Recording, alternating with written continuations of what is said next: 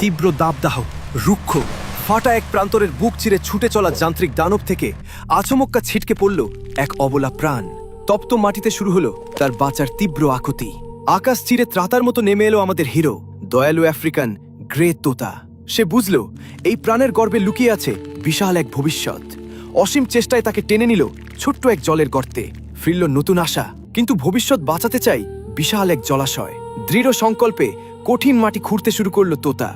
একা লড়তে লড়তে একসময় ক্লান্ত শরীর লুটিয়ে পড়ল, বেদনায় চোখ ভিজে উঠল তার। তবে কি এখানেই শেষ?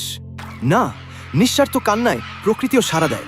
আকাশ ছেয়ে গেল হাজারো সাদা দানায়, নেমে এলো কাকাতুয়ার বিশাল বহর।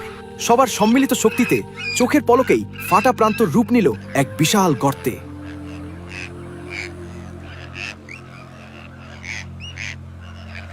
লিডারের ইশারায় ঠোঁটে নারকেলের মালা নিয়ে তারা পাড়ি দিল দূর জলাশয়ে। নীল আকাশের বুকে জল নিয়ে উড়ে আসার সেই দৃশ্য যেন অদ্ভুত এক ক্যানভাস। হাজারো পাখির আনা বিন্দু বিন্দু জলেই কানায় কানায় ভরে উঠল স্বপ্নের মহা জলাশয়। পরম মমতায় প্রাণটিকে তার নতুন বিশাল ঠিকানায় ফিরিয়ে দেওয়া হলো।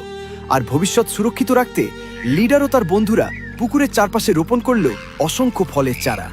সময়ের সাথে সেই চারা আজ সুবিশাল বাগান, জলেও আজ অসংখ্য নতুন প্রাণের উৎসব।